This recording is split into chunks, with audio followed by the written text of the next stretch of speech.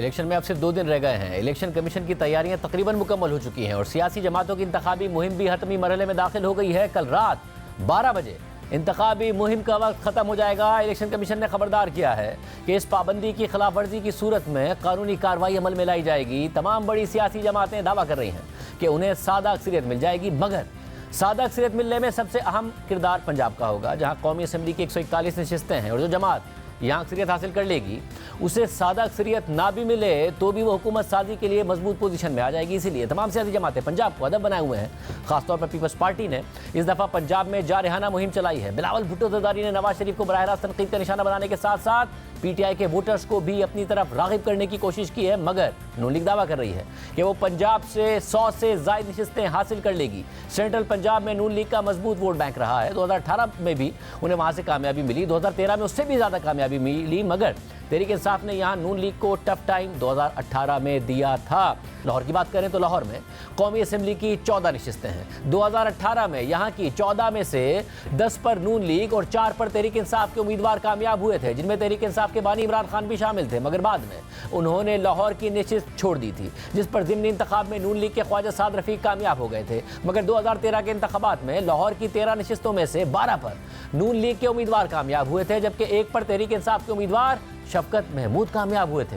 इसके अलावा 2018 में फैसलाबाद डिवीजन में कौमी असम्बली की 10 नशिस्तों में से 6 पर तहरीक इंसाफ कामयाब हुई थी और नून लीग को सिर्फ 2 नशिस्तें मिल सकी थी, जबकि एक आज़ाद उम्मीदवार कामयाब हुए थे। एक नशिस्त पर बाद में इलेक्शन हुआ और उसमें नून लीग कामयाब हुई, मगर 2013 में फैसलाबाद की 11 में से 10 नशिस्तों पर नून लीग कामयाब हुई थी और एक नशिस्त पर बाद में इलेक्शन हुआ तो वो भी नून लीग जीत गई थी। इसी तरह अगर गुजरांवाला और सियालकोट डिवीजन की बात की जाए तो यहाँ भी नून लीग कामयाब होती रही है। 2018 में गुजरांवाला की कौमी असम्बली की तमाम 6 नशिस्तों पर नून लीग कामयाब हुई थी, जबकि 2013 में गुजरांवाला की तमाम 7 नशिस्तों पर नून लीग के उम्मीदवार कामयाब हुए थे। बात की जाए सियालकोट डिवीजन की तो 2018 के इंतखाबात में यहाँ की तमाम 5 नशिस्तों पर नून लीग के उम्मीदवार कामयाब हुए थे, जबकि 2013 में भी यहाँ की तमाम 5 नशिस्तों पर नून लीग ही कामयाब हुई थी। इस बार पंजाब में सबसे अहम इलेक्शन लाहौर में होने जा रहा है। यहाँ के कुछ हलकों में मुतवक्के दिलचस्प मुकाबलों की तफसीलात आपके सामने रखते हैं। मरियम नवाज ने पहली बार इंतखाबात में हिस्सा लेने के लिए लाहौर के हलका NA 119 का इंतखाब किया है। बिलावल भुट्टो जरदारी ने पहली बार पंजाब से इलेक्शन लड़ने के लिए लाहौर ही के हलका NA 127 का इंतखाब किया है, जबकि नून लीग के कायद नवाज शरीफ लाहौर के हलका NA 130 से इलेक्शन लड़ेंगे, जहाँ उनका मुकाबला तहरीक इंसाफ की डॉक्टर यास्मीन राशिद से होगा, जो आज़ाद हैसियत में इलेक्शन लड़ रही हैं। कौमी असम्बली का यह हलका 1990 से नून लीग का मजबूत गढ़ रहा है।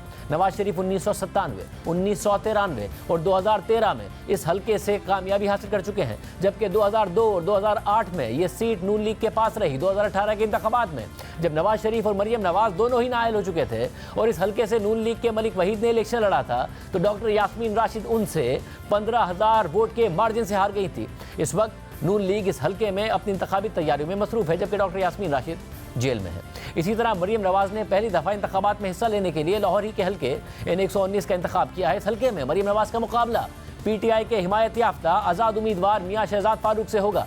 इसके अलावा चेयरमैन पीपल्स पार्टी बिलावल भुट्टो जरदारी ने पंजाब में अपने इंतखाबी डेब्यू के लिए लाहौर के हलका NA 127 का इंतखाब किया है, जहां उनका मुकाबला नून लीग के रहनुमा अताउल्लाह तारड़ और PTI के हिमायत याफ्ता आज़ाद उम्मीदवार ज़हीर अब्बास खोकर से होगा। 2018 में इस सीट से नून लीग के अली परवेज जीते थे, जबकि अताउल्लाह तारड़ भी पहली बार इलेक्शन में हिस्सा ले रहे हैं। PTI ने लाहौर के हलका NA 128, जो इससे पहले हलका NA 130 था, वहाँ से शफकत महमूद की जगह सलमान अकरम राजा की हिमायत की है। ये सलमान अकरम राजा का भी पहला इलेक्शन होगा। इस हलके में सलमान अकरम राजा का मुकाबला इस्तेहकाम पाकिस्तान पार्टी के रहनुमा ओन चौधरी से होगा। नून लीग ने IPP के साथ सीट एडजस्टमेंट के तहत इस हलके से अपना कोई उम्मीदवार नामजद नहीं किया है। ओन चौधरी और सलमान अकरम राजा दोनों का ही पहला इलेक्शन है। इसी तरह PTI ने हाल ही में पार्टी में शामिल होने वाले एक और वकील को भी लाहौर के एक अहम हलके के लिए हिमायत की है। तहरीक इंसाफ ने लाहौर के हलके NA 122 से नून लीग के ख्वाजा साद रफ़ीक के मुकाबले में लतीफ़ खोसा को मैदान में उतारा है, जो पीपल्स पार्टी से तहरीक इंसाफ में शामिल हुए हैं। 2018 के इंतखाबात में यहाँ से इमरान खान ने हिस्सा लिया था और वो 84,531 वोट लेकर कामयाब हुए थे, जबकि नून लीग के ख्वाजा साद रफ़ीक को 83,775 वोट मिले थे और वो हार गए थे। मगर फिर इमरान खान ने ये नशिस्त खाली छोड़ दी थी और फिर अक्टूबर 2018 में होने वाले ज़िमनी इंतखाबात में ख्वाजा साद रफ़ीक ने 60,000 से ज़ायद वोट लेकर यहाँ से कामयाबी हासिल की थी। अब यहाँ ख्वाजा साद रफ़ीक का मुकाबला लतीफ़ खोसा से होगा। लाहौर के अलावा रावलपिंडी में भी दिलचस्प सूरत हाल है। रावलपिंडी के 7 हलकों में सबसे दिलचस्प मुकाबला NH56 में मुतवक्के है, जहां से अवामी मुस्लिम लीग के सरबराह शेख रशीद अहमद, नून लीग के हनीफ अब्बासी और तहरीक इंसाफ के हिमायत याफ्ता शहरियार रियाज मद्दे मुकाबिल हैं। 2018 के इंतखाबात में तहरीक इंसाफ ने शेख रशीद की हिमायत की थी। इसी हल्के से नून लीग के हनीफ अब्बासी भी मैदान में हैं, जिन्हें 2018 के इंतखाबात से सिर्फ 4 दिन पहले 21 जुलाई को एफिड्रीन कोटा केस में उम्र कैद की सजा सुना दी गई थी। हनीफ अब्बासी की सजा के बाद 2018 में यहाँ इंतखाबात मुलतवी हो गया था और ज़िमनी इंतखाबात में तहरीक इंसाफ के टिकट पर शेख रशीद के भतीजे शेख राशिद मुंतखब हो गए थे। मगर इस बार मामला यह है कि शेख रशीद जुडिशल रिमांड पर जेल में हैं और हनीफ अब्बासी अपने हल्के में इंतखाबी मुहिम चला रहे हैं, जबकि तहरीक इंसाफ ने इस दफ़ा शहरियार रियाज को टिकट दे दिया है, जिस पर शेख रशीद ने कुछ दिन पहले एक हल्फिया वीडियो बयान में इल्ज़ाम लगा दिया कि शहरियार रियाज ने तहरीक इंसाफ से टिकट 3 करोड़ रुपए में खरीदा है, जबकि इस इल्ज़ाम की शहरियार रियाज ने तरदीद की थी। रावलपिंडी के हल्का NH53 और NH54 में भी अहम मुकाबले मुतवक्के हैं। इन दोनों हल्कों से साबिक वफाकी वज़ीर दाखिला और नून लीग के साबिक रहनुमा चौधरी निसार अली खान आज़ाद हैसियत से इलेक्शन लड़ रहे हैं, लेकिन 2018 में उनके रिवायती हरीफ गुलाम सरवर खान ने ये दोनों नशिस्तें तहरीक इंसाफ के टिकट पर जीत ली थी। NH54 में चौधरी निसार अली खान का मुकाबला गुलाम सरवर खान से ही है, जो इस दफ़ा इस्तेकाम पाकिस्तान पार्टी के उम्मीदवार हैं, जबकि NH53 में चौधरी निसार अली खान का मुकाबला नून लीग के राजा कमरुल इस्लाम और तहरीक इंसाफ के हिमायत याफ्ता राजा अजमल साबिर से है। रावलपिंडी और मरी के इलाकों पर मुश्तमिल हल्का NH51 में भी तहरीक इंसाफ और नून लीग के दरमियान सख्त मुकाबला हो सकता है। 2018 में यहाँ से तहरीक इंसाफ के सदाकत अली अब्बासी कामयाब हुए थे और इस दफ़ा यहाँ से नून लीग के राजा उसामा सरवर और तहरीक इंसाफ के हिमायत याफ्ता लतासब सत्ती उम्मीदवार हैं। दूसरी तरफ NH55 से 2018 में तहरीक इंसाफ के टिकट पर आमिर महमूद कियानी मुंतखब हुए थे, मगर वो इस दफ़ा आज़ाद हैसियत में इलेक्शन लड़ रहे हैं, जबकि उनके मुकाबले में तहरीक इंसाफ आज़ाद उम्मीदवार राजा बशारत की हिमायत कर रही है, जो तहरीक इंसाफ के दौर में पंजाब के वजीर कानून थे। यानी यहाँ से तहरीक इंसाफ ही के एक साबिक और एक मौजूदा रहनुमा के दरमियान मुकाबला होगा। NH57 से नून लीग के दानियाल चौधरी का मुकाबला अवामी मुस्लिम लीग के शेख राशिद शफीक करेंगे, जिन्हें 2018 में तहरीक इंसाफ ने टिकट देकर कामयाब कराया था, लेकिन इस दफा तहरीक इंसाफ की रहनुमा सिमाबिया ताहिर आज़ाद हैसियत में हिस्सा ले रही हैं। इसके अलावा जनूबी पंजाब में भी दिलचस्प मुकाबले मुतवक्के हैं, जिनमें सबसे अहम मुल्तान के 6 हल्के हैं, जहाँ से मुल्क के कई नामवर सियासतदान और उनके करीबी अफराद इलेक्शन में हिस्सा ले रहे हैं। साबिक वजीर आजम और पीपल्स पार्टी के सीनियर रहनुमा यूसुफ रज़ा गिलानी पीपल्स पार्टी के टिकट पर NH148 मुल्तान 1 से इलेक्शन लड़ रहे हैं। उनके मुकाबले में नून लीग के अहमद हुसैन हैं, जबकि PTI के हिमायत याफ्ता आज़ाद उम्मीदवार बैरिस्टर तैमूर मलिक भी इस हल्के से इलेक्शन में हिस्सा ले रहे हैं। 2018 के इलेक्शन में यूसुफ रज़ा गिलानी PTI के उम्मीदवार इब्राहिम खान से 9000 वोट से हार गए थे, जबकि NH149 मुल्तान 2 से इस्तेकाम पाकिस्तान पार्टी के सरबरा जहांगीर तरीन इलेक्शन लड़ रहे हैं और उन्हें नून लीग की हिमायत भी हासिल है, जबकि इसी हल्के से PTI के रहनुमा आमिर डोगर आज़ाद हैसियत में इलेक्शन लड़ रहे हैं और पीपल्स पार्टी ने रिजवान हांस को टिकट जारी किया है, जबकि इसी हल्के से सीनियर सियासतदान मखदूम जावेद हाशमी PTI की हिमायत करते हुए आमिर डोगर के हक में दस्तबरदार हो गए थे। 2018 के इलेक्शन में आमिर डोगर को PTI के टिकट पर वाज़ेह अक्सरियत से कामयाबी हासिल हुई थी। इसके अलावा NH150 मुल्तान 3 से शाह महमूद कुरैशी के बेटे जैन कुरैशी आज़ाद हैसियत में इलेक्शन में हिस्सा ले रहे हैं। उनके मुकाबले में नून लीग के जावेद अख्तर और पीपल्स पार्टी के राना महमूदुल हसन होंगे। इससे पहले 2018 के इलेक्शन में जैन कुरैशी ने पीपल्स पार्टी के रज़ा गिलानी के बेटे अली मूसा गिलानी को शिकस्त दे दी थी, जबकि जैन कुरैशी की बहन और शाह महमूद कुरैशी की बेटी मेहरबानो कुरैशी NH151 मुल्तान 4 से इलेक्शन में हिस्सा ले रहे हैं और पीपल्स पार्टी ने इस हल्के से यूसुफ रज़ा गिलानी के बेटे अली मूसा गिलानी को मैदान में उतारा है, जिन्होंने 2022 में होने वाले ज़िमनी इलेक्शन में मेहरबानो कुरैशी को ही शिकस्त दे दी थी। इसके अलावा यूसुफ रज़ा गिलानी के बेटे अब्दुल कादिर गिलानी NH152 मुल्तान 5 से पीपल्स पार्टी के टिकट पर इलेक्शन में हिस्सा ले रहे हैं। नून लीग के जावेद अली शाह और PTI के हिमायत याफ्ता आज़ाद उम्मीदवार इमरान शौकत भी इस हल्के से इलेक्शन लड़ रहे हैं। सियालकोट में भी कुछ अहम शख्सियात इलेक्शन में हिस्सा ले रही हैं। NH70 सियालकोट 1 से इस्तेकाम पाकिस्तान पार्टी की रहनुमा फिरदौस आशिक अवान इलेक्शन लड़ रही हैं, जबकि नून लीग के चौधरी और मकान सुबहानी और PTI के हिमायत याफ्ता आज़ाद उम्मीदवार हामिद रजा उनके मुकाबले पर होंगे। 2018 के इलेक्शन में नून लीग के उम्मीदवार और मकान सुबहानी ने कामयाबी हासिल कर ली थी और फिरदौस आशिक अवान को PTI के टिकट पर शिकस्त हो गई थी।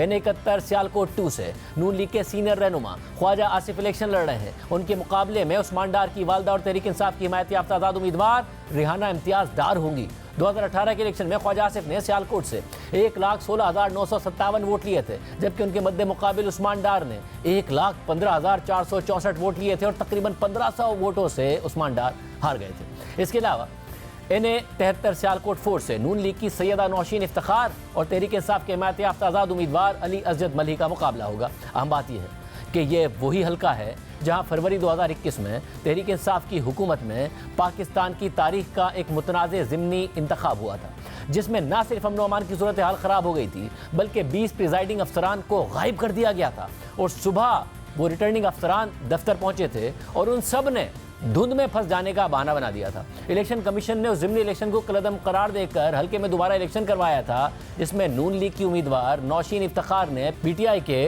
अली असजद मलही को शिकस्त दे दी थी और इमरान खान उसके बाद चीफ इलेक्शन कमिश्नर से नाराज हो गए थे। और अब 8 फरवरी को भी ये दोनों उम्मीदवार आमने सामने होंगे। ये पंजाब के कुछ हलके हैं जहां से मुतवक्के दिलचस्प और अहम मुकाबले हमने आपके सामने रखे हैं, जो 2024 के इंतखाबी नताइज और पार्टी पोजीशन पर असरअंदाज हो सकते हैं। पूरी सूरत हाल पर बात करेंगे। हमारे साथ आज स्टूडियो में मौजूद हैं सीनियर साबित तज़कियाकार हामिद मीर साहब। बहुत शुक्रिया मुझे ज्वाइन करने के लिए। अब ज़ाहिर देहातों में नून लीग पहले ही कह रही थी, अब उनका दावा है कि जी जो यके बाद दीगरे इमरान खान साहब को सजाएं दी गई हैं, उसके बाद उनका वोटर सपोर्टेड एक तो डिमोटिवेटेड है, ऊपर से नवाज शरीफ साहब ने कैंपेन इतनी पिक कर दी है कि हम 110 नशिस्तें सिर्फ पंजाब में टारगेट कर रहे हैं। आपको लग रहा है लाहौर, जहाँ पर तहरीक इंसाफ ने 2013 के मुकाबले में 2018 में ज़्यादा चैलेंज दिया नून लीग को, फैसलाबाद हो वहाँ ज़्यादा चैलेंज दिया, सियालकोट गुजरावाला में फिर नून लीग डोमिनेट करती नजर आई थी, इन इलाकों में भी वापस 2013 वाली पोजीशन में आ जाएगी नून लीग? देखिए, इसमें थोड़ा सा मुश्किल इसलिए नज़र आ रहा है कि जो नवाज शरीफ साहब की कंपेन है, वो अपनी कंपेन जो है उसमें वो जो 2013 से लेकर 2017 तक उनकी जो हुकूमत थी, वो उस ज़माने की जो कारकर्दगी है वो उसको हाईलाइट कर रहे हैं। लेकिन जो पंजाब समेत पाकिस्तान के जो बाकी इलाकों के जो वोटर हैं, वो कहते हैं जी ये जो इमरान खान की हुकूमत ख़त्म होने के बाद जो 1.5 साल तक जो पीडीएम की हुकूमत थी उसमें आपने क्या किया, और वो बिल्कुल रीसेंट पास्ट की बात है। तो वो और फिर उसके बाद अभी ये जो इलेक्शन से चंद दिन पहले जो पेट्रोल की कीमतों में एक दफ़ा फिर इजाफा हो गया है, तो ज़ाहिर बात है इस हुकूमत में कुछ ऐसे लोग काबीना में शामिल हैं जिनके बारे में सबको पता है कि वो मुस्लिम लीग नून के बहुत करीब हैं।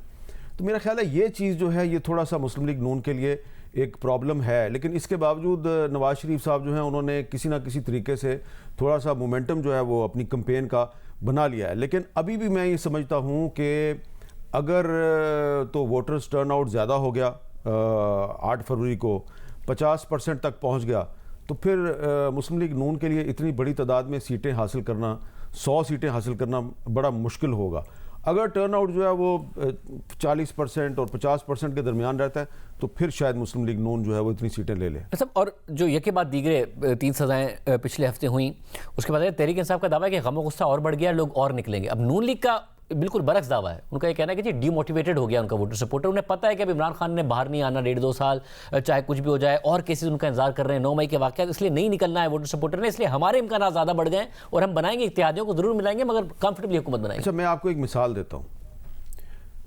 इमरान खान साहब जो हैं उन्होंने हमेशा, जब वो वज़ीर आज़म थे और वज़ीर आज़म बनने से पहले भी, जो ह्यूमन राइट्स की जो तंजीमें हैं, तो इन तंजीमों पे वो अटैक किया करते थे। जो बहुत से लिबरल और प्रोग्रेसिव ह्यूमन राइट्स एक्टिविस्ट थे, आसमा जहांगीर थी और बहुत से लोग थे, उनको वो गैर मुल्की एजेंट कहा करते थे। और एक दफ़ा उन्होंने नाम लेके, मुझे याद है 2014 के धरने में उन्होंने human rights commission of Pakistan को एक फॉरेन फंडेड ऑर्गेनाइजेशन करार दिया और कहा कि जी ये गैर मुल्की एजेंडे पे काम करते हैं। अच्छा, और इमरान खान साहब किसको खुश कर रहे थे? आपको पता है कि जो सियासी लोग जो हैं वो जब इंसानी हकूक़ की तंजीमों को टारगेट करते हैं तो वो किसको खुश कर रहे हो? तो यकीनन इमरान खान ने जब human rights commission of Pakistan को और बाकी जो तंजीमें थी उनको जब उन्होंने अटैक किया तो वो किसी को खुश कर रहे थे। ये सारी तंजीमें जो हैं, ये जो इमरान खान की गैर कानूनी शादी के हवाले से जो फैसला आया है, इस फैसले के ख़िलाफ़ human rights commission of Pakistan ने इतना सख्त बयान जारी किया है। उन्होंने कहा वी एक्सप्रेस आवर डिसमे, और फिर उन्होंने कहा कि जो इस फैसले के जो असरात हैं वो आने वाले वक्त में पाकिस्तान में जो औरतों के हकूक़ हैं वो उन पे बड़े मनफी मुरतब होंगे। तो मुस्लिम लीग नून को अपना एक मौक़िफ़ का इजहार करने का पूरा हक़ हासिल है। लेकिन मैं आपको एक मिसाल दे रहा हूँ कि जो लिबरल और प्रोग्रेसिव लोग थे और ख़ास तौर पे जो इंसानी हकूक़ के लिए लड़ने वाले लोग थे, जिनको इमरान खान ने हमेशा गैर मुल्की एजेंट कहा, वो भी मजबूर हो गए हैं कि ये जो फैसले आए हैं वो इनकी मजम्मत कर रहे हैं और वो कह रहे हैं कि जी इसका सिर्फ इमरान खान को नुकसान नहीं है, इसका पाकिस्तान में ओवरऑल इंसानी हकूक़ को नुकसान है। तो मैं समझता हूँ, मैं बिल्कुल भी मुस्लिम लीग नून से इत्तेफाक नहीं करता। ये जो ऊपर नीचे 3 फैसले आए हैं, इन फैसलों में जो सबसे बड़ा प्रॉब्लम है वो ये है कि ये ओपन ट्रायल नहीं था, ये अडयाला जेल के अंदर फैसले हुए हैं। अगर जज मोहम्मद बशीर ने नवाज शरीफ साहब को 2018 में सज़ा सुनाई थी तो वो ओपन ट्रायल था।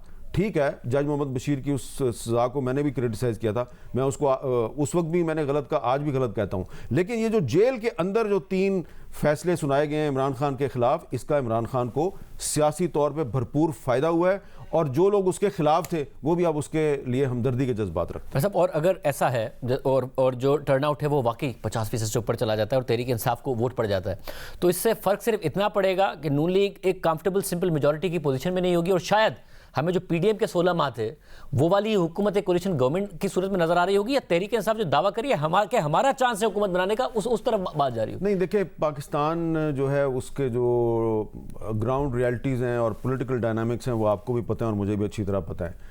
अगर पाकिस्तान तहरीक इंसाफ जो है इन तमाम हालात के बावजूद वोटर्स को बाहर निकालती है और किसी ना किसी तरीके से वो कौमी असम्बली की 40 से 50 तक सीटें ले जाती है, ठीक है ना, तो उस सूरत में वो इस पोजीशन में होंगे कि वो अपना वज़न जिसके पलड़े में डालेंगे वो हुकूमत बना सकता है। तो उनका वो वज़न किसके पलड़े में डालेंगे? उनकी कोशिश होगी कि मुस्लिम लीग नून किसी भी सूरत में हुकूमत ना बनाए। तो उनके ये जो 40 से 50 MNAs होंगे, इनमें से मेरा ये ख्याल है कि बहुत कम MNAs जो हैं वो अपनी लॉयल्टी तब्दील करेंगे, इसलिए कि बहुत से जो MNAs हैं उन्होंने तो कुरान पे हलफ भी दे दिया हुआ है। तो और जो लोग यहाँ तक पहुँच गए हैं, इलेक्शन तक पहुँच गए हैं, मेरा ख्याल है कि इलेक्शन तक पहुँचना ही बहुत बड़ी बात है, तो वो बहुत सी जो टेस्ट है पास करके आए हैं। तो ये और फिर पीपल्स पार्टी की कोशिश होगी कि वो लोग मुस्लिम लीग नून की तरफ ना जाएं, वो पीपल्स पार्टी की तरफ आएँ, और इसलिए बिलावल साहब जो हैं वो उन्होंने एक ऐसा नैरेटिव जो है वो अपना लिया है जो मेरा ख्याल से कि उनके लिए प्रॉब्लम्स क्रिएट कर रहा है। वो कह रहे हैं जी कि अगर मैं हुकूमत में आ गया तो मैं सियासी कैदियों को रहा कर दूंगा, तो इसका मतलब है वो कह रहे हैं कि मैं इमरान खान को रहा कर दूंगा। वो अट्रैक्ट कर रहे हैं PTI के वोटर को। तो इस वक्त मुझे लग रहा है कि बिलावल साहब जो हैं वो PTI का एक ऑप्शन बन सकते हैं, और अगर वोटर टर्नआउट ज़्यादा होता है, PTI यकीनन उसके बावजूद इतनी सीटें हासिल नहीं कर सकेगी कि वो सिंपल मेजॉरिटी लेके हुकूमत बनाए, लेकिन इतनी सीटें वो ज़रूर ले लेगी कि वो मुस्लिम लीग नून का रास्ता ब्लॉक कर सकती है अगर उसने पीपल्स पार्टी के साथ इत्तेहाद कर लिया। अगर पीपल्स पार्टी के साथ इत्तेहाद आप करें, इसका एक ऑप्शन मौजूद है कि पीपल्स पार्टी और PTI इत्तेहाद कर लें और एक हुकूमत बना लें, और नून लीग ऑपोजिशन में बैठ रही है। PTI भी इत्तेहाद कर सकते हैं। इसके अलावा कुछ और पार्टियां हैं। इस वक्त एक PTI का ये नैरेटिव है कि जी हम बड़े मजलूम हैं। सिर्फ वो मजलूम नहीं है, बलोचिस्तान की कुछ पार्टियां हैं वो कह रहे हैं कि हम बड़े मजलूम हैं। तो वो अगर बलोचिस्तान की वो पार्टियां जो हैं वो अगर वो भी 3-4 सीटें उनकी भी निकल आती हैं, और इसी तरह कुछ और इंडिपेंडेंट्स हैं, खैबर पख्तूनख्वा में कुछ पार्टियां हैं, अगर वो निकाल लेती हैं, और अगर जमात इस्लामी जो है वो कराची से कुछ सीटें निकाल लेती है और कुछ सीटें वो KPK से निकाल लेती है, एक आध सीट वो पंजाब से निकाल लेती है, तो वो भी मेरा ख्याल है कि वो उसी तरफ जाएंगे। और फिर आप एक चीज़ याद रखें कि पाकिस्तान तहरीक इंसाफ वाले जो हैं उन्होंने अपनी एक खुफिया हिकमत अमली बनाई हुई है। वो खुल के उसका इजहार नहीं करते। वो उन्होंने फैसला किया हुआ है कि अगर हमारे कुछ MNAs जीत जाते हैं, वो 40 हों, 50 हों, 60 हों, तो वो इलेक्शन जीतने के फ़ौरन बाद विदिन 24 आवर वो एक पार्टी जो है, जो ना पीपल्स पार्टी है और ना मुस्लिम लीग नून है, वो उस पार्टी में शमूलियत का ऐलान कर देंगे, और फिर जो है वो उसमें शमूलियत के ऐलान के बाद जो उसके MNAs हैं वो आज़ाद उम्मीदवार कंसिडर नहीं होंगे। तो ये उनकी एक स्ट्रेटजी है, और जो जिस पार्टी के साथ उन्होंने एक खुफिया एक अंडरस्टैंडिंग बनाई हुई है, मुझे उसका कुछ अंदाज़ा भी है, लेकिन अगर मैं नाम ना ही लूँ तो बेहतर है। लेकिन मुझे लगता है कि उसके बावजूद अगर वो उस पार्टी में चले भी जाते हैं तो मुस्लिम लीग नून का रास्ता रोकने के लिए उनको पीपल्स पार्टी और दीगर पार्टियों के साथ अलायंस करना पड़ेगा। वैसे ये बड़ी इंटरेस्टिंग सिचुएशन है, क्योंकि उस सूरत में ज़ाहिर है जब एक पार्टी के पास आज़ाद चले जाएंगे, उन्हें रिजर्व अपनी सीटें भी मिल जाएंगी जो कि तहरीक इंसाफ दावा कर रही है। तो आप ये कह रहे हैं कि अगर सिंपल मेजॉरिटी नून लीग नहीं ले पाती है जैसा कि वो दावा कर रहे हैं, तो बजाय इसके कि तहरीक नून लीग और पीपल्स पार्टी मिलकर हुकूमत बनाए जिसमें नून लीग एक मेजॉरिटी पार्टनर हो, पीपल्स पार्टी अपना वज़ीर आज़म लाने के लिए इस बात को तरजीह देगी कि दीगर जमातों के साथ जिसमें तहरीक इंसाफ के लोग भी शामिल हैं मिलकर हुकूमत बनाए। इसमें एक और ऑप्शन भी है, एक और सिनारियो भी है, उसकी तरफ भी आप जाएं कि फ़र्ज़ करें कि मुस्लिम लीग नून को सिंपल मेजॉरिटी मिल जाती है, ठीक है, तो जब उसको सिंपल मेजॉरिटी मिल जाती है तो उसके बाद भी मुस्लिम लीग नून ये कोशिश करेगी कि वो कुछ बड़ी जमातों को साथ लेके चले, क्योंकि मुस्लिम लीग नून के लिए बहुत बड़ा चैलेंज होगा कि उसने पाकिस्तान की जो इकॉनमी है, जो कि इमरान खान के दौरे हुकूमत से तबाह होना शुरू हुई और फिर PDM के दौरे हुकूमत तक वो तबाह होती गई और आखिर में फिर एक IMF के साथ मुआहदा हुआ, उससे कुछ सहारा ज़रूर मिला इकॉनमी को, लेकिन अभी तक प्रॉब्लम्स हैं। तो मुस्लिम लीग नून की कोशिश होगी कि वो बाकी पार्टियों को भी साथ लेके चले। उस सूरत में मुझे लगता है कि पीपल्स पार्टी के अंदर एक इख्तलाफ सामने आएगा और आसिफ जरदारी साहब चाहेंगे कि वो मुस्लिम लीग नून के साथ मिलकर चले, लेकिन बिलावल साहब तो पब्लिकली कह रहे हैं कि मैं तो अब नून के साथ नहीं चल सकता। तो यहाँ पे भी एक इंटरेस्टिंग सिचुएशन पैदा होगी। लेकिन मैं ये समझता हूँ कि मुस्लिम लीग नून को अगर सिंपल मेजॉरिटी मिल भी गई तो पाकिस्तान को चलाना एक बहुत बड़ा चैलेंज होगा। बहुत शुक्रिया आमिर मीर साहब का दिलचस्पी आपने सुना है। 3 दिन रह गए हैं, उसके बाद पता चल जाना है कि क्या होने वाला है। तहरीक इंसाफ नून लीग दोनों क्या सोच रही हैं और ये जो 3 फैसले के बाद दिख रहे हैं उसके बाद क्या सोच रही हैं, उनकी राय भी आपके सामने रखेंगे ब्रेक के बाद। हमारे साथ तहरीक इंसाफ के रहनुमा शुएब शाहीन साहब मौजूद हैं जो इस वक्त कैंपेन में भी मसरूफ़ है इस्लामाबाद में। शुएब शाहीन साहब बहुत शुक्रिया मुझे ज्वाइन करने के लिए। जब भी आपसे बात होती है एक नए केस का फैसला आ गया होता है इमरान खान साहब के खिलाफ, 3 केसेस हो गए, 1 हफ्ते के अंदर अंदर 3 सजाएं हो गई। आप ज़ाहिर इस बात के दावेदार थे कि आवाम में बड़ा गम गुस्सा 8 फरवरी को निकलेंगे, मगर नून लीग का अब कॉन्फिडेंस है कि हम तो 110 के करीब सीटें लेने जा रहे हैं सिर्फ पंजाब से, क्योंकि तहरीक इंसाफ का वोटर नहीं निकलेगा। नहीं, ऐसी कोई बात नहीं है। अभी भी आपको अगर मैं जलसा दिखा सकूं, हमने एक छोटी सी गैदरिंग रखी थी, वो एक जलसे की सूरत अख्तियार कर गई है। लोग बाहर निकल रहे हैं, लोगों को गुस्सा है, लोग इस जुल्म के निज़ाम के खिलाफ खड़े हो गए हैं। ये जिस तरह की छोटी हरकतें लोग कर रहे हैं, मैं समझता हूँ कि ये उनकी एक छोटी सोच की अलामत है और जिन्होंने ये ड्रामा लिखा है वो ड्रामे खिलाफ हो चुके हैं। और जिस तरह की सज़ाएं इन्होंने दी हैं, लोगों में और गुस्सा और नफरत फैली है। और जिस तरह 10 साल, जिस तरह 14 साल दी हमने सजाएं, इस वक्त पूरी कौम इमरान खान के साथ खड़ी है। और अल्हम्दुलिल्लाह आपको मैं बता नहीं सकता, अनप्रेसिडेंटेड मोहब्बत और लव है जो लोग उनके साथ दे रहे हैं और मेरे साथ खड़े हुए हैं। सब एक जो उम्मीद लोगों को हो कि अगर हम वोट देंगे तो इमरान खान साहब को फायदा होगा, वो कैसे हो? क्योंकि एक तरफ नजर आ रहा है कि शायद अगले 1-1.5 साल तक इमरान खान साहब का निकलना मुश्किल हो इन केसेस से, जितनी एक के बाद एक सजाएं दी जा रही हैं। और अभी आगे 1-2 केसेस और हैं, 9 मई के वाकयात में भी 190 मिलियन पाउंड में भी और भी केसेस हैं। देखिए, केसों का कोई फर्क नहीं पड़ता, इन तमाम केसेस का एक ही हल है कि पब्लिक आज हमारे साथ खड़ी हुई है। पब्लिक जो है वो आपको अगर पीछे नजर आ रही हो तो आपको मैं दिखा रहा हूँ, ये सारी पब्लिक इस वक्त इमरान खान के लवर्स हैं। हमने एक छोटी सी गैदरिंग का फैसला किया था, लेकिन सारे लोग निकल आए हैं। ये जो माफिया है ना, माफिया ये मुसल्लत होना चाहता है। ये एक मिनट छोड़ दें, जियो को मैं लाइव प्रोग्राम दे रहा हूं तो इसलिए देखें, इस वक्त जो माफिया है उसने जो मुकदमात बनाए हैं, मैं इन ड्रामे के लिखारियों को, इन ड्रामे के किरदारों से पूछता हूं, क्या आपको पाकिस्तान की इज्जत या बदनुमा दाग चाहिए या फेम और मकसद चाहिए कि पाकिस्तान में इंसाफ का निज़ाम हो, कानून की हुक्मरानी हो और आइन की पामाली हो? अगर आइन की बहाली हो, अगर आइन की पामाली और कानून की पामाली करके आप ये समझते हैं कि आपने अपना मकसद हासिल कर लिया और सिर्फ एक शख्स को गिरा के कामयाब हो गए, तो मैं समझता हूँ कि ये आपकी भूल है, ये आपकी गलत फहमी है। इस वक्त कौम खड़ी हो गई है इन जुल्म के निज़ाम के खिलाफ, निज़ाम इंसाफ की बहाली के लिए, कानून की हुक्मरानी और आइन की बालादस्ती के लिए।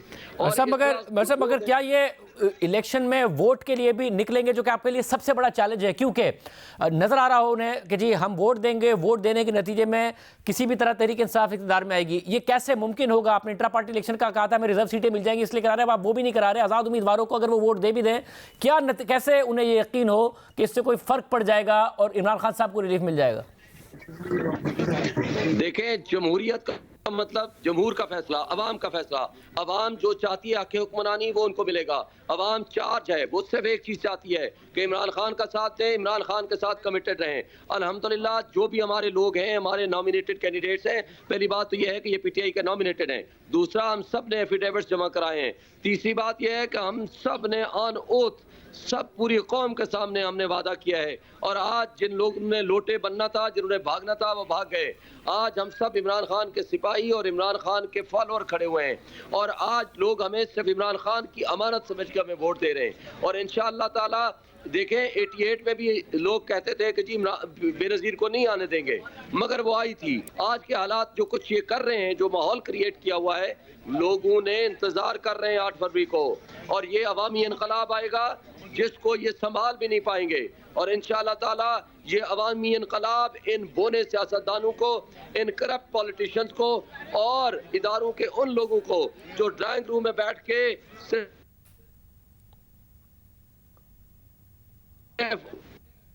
और पब्लिक आज अल्हम्दुलिल्लाह हमारे साथ खड़ी हो गई है, और ये कामयाबी अवाम की कामयाबी होगी। और आप देखिएगा मगर शिवसेना साहब, ये शहरी इलाकों में, क्योंकि आप खुद भी एक शहरी इलाके से कंटेस्ट कर रहे हैं, लाहौर, फैसलाबाद, क्या यहाँ पर या इस्लामाबाद, पिंडी, यहाँ पर ही चैलेंज होगा क्योंकि देहाती इलाके हों, दीगर इलाके हों? और ऐसा जब आप कहते हैं अवाम का समंदर, नवाज शरीफ साहब ने भी जब जलसे किए हैं तो अच्छा भला क्राउड पुल किया है, बिलावल भुट्टो ज़रदारी साहब भी कर रहे हैं। सिंध में आप लोगों की वो प्रेजेंस नहीं है जो कि कहा जाए कि जी अवाम का समंदर सिंध में भी निकल आएगा, पीपल्स पार्टी को भी भाग कर ले जाएगा। पंजाब में नवाज शरीफ साहब भी कर रहे हैं, तो ये एग्जैक्टली कैसे आप लोग स्वीप कर जाएंगे जब आप एक माजी से कंपेयर कर रहे होते हैं? देखें, मैं आपको बताऊं, ख्वाब देहात हो, ख्वाब सिंध हो, खैबर पख्तूनख्वा में तो आप 100% सीटें समझो ना, वहाँ तो इनका वजूद ही नहीं रहा बाकी किसी पार्टी का। पंजाब और इस्लामाबाद की सारी सीटें इंशाल्लाह मैक्सिमम हम लोग जीतेंगे। सिंध में भी, कराची से लेकर सिंध पूरे में आप देखिएगा इंशाल्लाह मैक्सिमम कामयाबी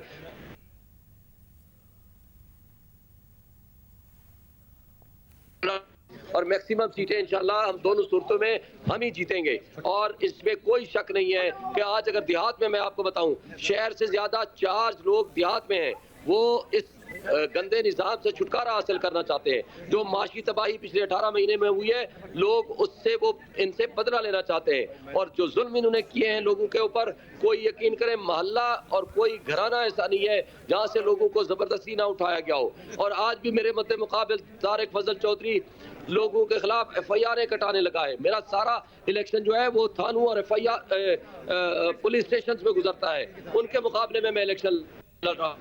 कोसार थाने में 2 दिन पहले मेरे जो सपोर्टर्स हैं उनके खिलाफ FIR दर्ज करा दी गई। लेकिन ये समझते हैं कि जमहूरियत का मुकाबला ये FIRों और पुलिस की गोद में बैठ के करेंगे। इनको ये भूल है, और ये इनको समझ आ जाएगा कि किस तरह की हरकतें करने में लगे हुए हैं, और ये हरकतें सारी की सारी नाकाम होगी इंशाल्लाह। बहुत शुक्रिया शिव साहब की गुफ्तगू आपने सुनी। नून लीग इस वक्त क्या सोच रही है, और क्या वाकई 100-110 का नंबर मिल सकता है, जबकि अर्बन एरियाज में कहा जा रहा है कि PTI एक चैलेंज साबित होगी। एक ब्रेक के बाद हमारे साथ नून लीग के रहनुमा तलाल चौधरी साहब मौजूद हैं। चौधरी साहब, बहुत शुक्रिया हमें शो में ज्वाइन करने के लिए। तलाल चौधरी साहब, ज़ाहिर नून लीग दावेदार है कि हम 100-110 से ऊपर सीटें पंजाब में निकाल लेंगे। 141 टोटल सीटें हैं। अर्बन एरियाज़ में तहरीक इंसाफ पॉपुलर है, एक के बाद एक फैसले आए हैं, उनके कारकुन में गम और गुस्सा है वोटर सपोर्टर में। आप कैसे सादक सेहत निकाल लेंगे? आपका इलाका है फैसलाबाद, 2013 के मुकाबले में 2018 में PTI ने आपको टफ टाइम दिया, ज़्यादा सीटें निकाली, हालांकि 2013 में नहीं निकाल पाई थी सीटें, आप लोगों ने ऑलमोस्ट क्लीन स्वीप किया था। लाहौर में आपको टफ टाइम 2018 में मिला 2013 के मुकाबले में। शहरी इलाकों में कैसे मुकाबला कर लेंगे? देखिए, 2018 में बिल्कुल लेवल प्लेइंग फील्ड नहीं था, और लेवल प्लेइंग फील्ड जो था वो उस वक्त ना होने की वजह से RTS बैठाए, आप पोलिंग एजेंट्स को बाहर निकालें, और उसके बावजूद हमने पंजाब से जायद वोट और जायद सीटें उस वक्त ली थी। मगर इस वक्त क्योंकि लेवल प्लेइंग फील्ड है, तो इस पे गुजारिश ये है कि हमने कोई पहली दफा पंजाब में नहीं, हम पंजाब कई दफा ये दोहरा चुके हैं। 141 सीट्स में से 100 प्लस पे हम बहुत आगे हैं, और बिल्कुल ये मेरा ख्याल है ये बड़ा आसान हदफ है 100 का। मगर तलाल साहब, 2013 में तलाल साहब, आप इस वक्त भी कैंपेन कर रहे हैं, हालांकि आप इलेक्शन नहीं लड़ रहे हैं। तहरीक इंसाफ के रहनुमा जो इलेक्शन लड़ रहे हैं वो भी कैंपेन नहीं कर रहे, और आप कर रहे हैं लेवल प्लेइंग फील्ड है। सर, गुजारिश ये है ना जी, अब अगर किसी को अपने किए की सजा मिल रही है, भी 9 मई को कोर कमांडर हाउस जलाने वाले को, या मियां वाली एयर बेस पे हमला करने वालों को, अगर आप सहते कहते हैं कि क्योंकि उन्होंने जीन्स पहनी हुई है, क्योंकि उन्होंने क्लीन शेव की हुई है, क्योंकि वो एक मम्मी डैडी हैं, उनको क्योंकि वो एक ऐसी क्लास से हैं जो कि बड़ी ताकतवर है, उनको सजा नहीं होनी चाहिए। और कलाशनकोव से कोई मियां वाली पर हमला करे या किसी कोर कमांडर हाउस पे हमला करे तो वो दहशतगर्द है। तो अगर मैंने तो नहीं कहा था कि वो पूरा तोशा खाना खा जाए या वो फिर साइफर लहरा दे, अपने किए की सजा, और हमने तो ना करदा गुनाहों की सजा हमें दी गई थी। ये तो मगर साहब अब देखिए ना, जो अर्बन एरियाज हैं जाहिर है वो सोशल मीडिया से कनेक्टेड हैं, करोड़ों वोटर्स का, नए वोटर्स का इजाफा हुआ है 2018 के मुकाबले में, वो क्यों नहीं इमरान खान की तरफ टिल्टेड होगा, वो क्यों नहीं एंटी एस्टैब्लिशमेंट बयानिया उसके आगे बिखरा होगा, और वो क्यों अर्बन एरियाज में आपको नहीं चैलेंज करेगा? कैसे आप 100-110 की सीटें लेंगे? देखिए, इस वक्त आम आदमी की जो जिंदगी है वो मुश्किल का शिकार है, और इस वक्त जो बयानिया है, लोग चाहते हैं कि महंगाई का हल कौन कर सकता है। पाकिस्तान के 75 साल, वाहद 5 साल 2013 से 18 है जिसमें आटा, चीनी, घी की कीमत और नहीं बढ़ती थी, लोगों का चूल्हा चलता था, और लोग समझते हैं कि नवाज शरीफ बड़े बड़े अहदाफ, लोड शेडिंग, दहशतगर्दी के अलावा इसने महंगाई को भी कंट्रोल किया था।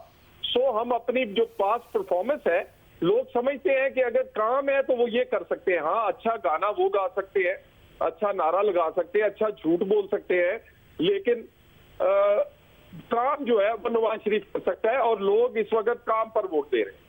और आपका अपना जो शहर है फैसलाबाद, या फिर ज़ाहिर आपके करीब है लाहौर, आपने गुजरावाला में, सियालकोट में तो 2018 के बुरे हालात में भी अच्छा परफॉर्म किया, मगर यहाँ चैलेंज हुआ, चैलेंज मिला आपको। 110 की जो मार्जिन है आपका, जो 110 का टारगेट है आपका, इससे आप दूर हो जाएंगे अगर इन इलाकों में आपको चैलेंज होगा। कैसे आप मेंटेन कर पाएंगे और 2013 वाली सूरत हाल पर वापस जाएंगे इन इलाकों में? देखिए, एक तो इनका शोर ज्यादा है, और ये क्योंकि मीडिया और सोशल मीडिया पर खुसूसन झूठा बयानिया बनाने के ये बहुत चैंपियन है। लेकिन अगर आप कभी हमारी कैंपेन को देखें, लोगों की मोहब्बत, प्यार और लोगों का जज्बा देखें, मुझे 2013 का रिप्ले नजर आ रहा है, और ये लोग इनके नारों से जो वर्गलाए गए थे, वो समझते हैं कि अच्छा नारा, अच्छा गाना पेट नहीं भर सकता, अच्छा नारा, अच्छा गाना आटा, चीनी, घी और बिजली, गैस सस्ती नहीं कर सकता। वो नवाज शरीफ कर सकता है, उसने पहले भी करके दिखाई है। सो इस वक्त मामला महंगाई का, गरीब के चूल्हे का है। लोग समझते हैं कि 13 से 18 के दरमियान जिस तरह आइडियल परफॉर्मेंस थी, उस तरह की परफॉर्मेंस अगर कोई दिखा सकती है तो वो नून लीग है। पंजाब के लोग देते ही काम को वोट है। यहाँ लोग अगर नारों को वोट एक दफा देकर उन्होंने देख लिया है। बहुत शुक्रिया, ताजू साहब मौजूद थे, वो कह रहे हैं सिंपल मेजॉरिटी की तरफ हम जा रहे हैं। आज के प्रोग्राम में इतना ही। अल्लाह हाफ़िज़।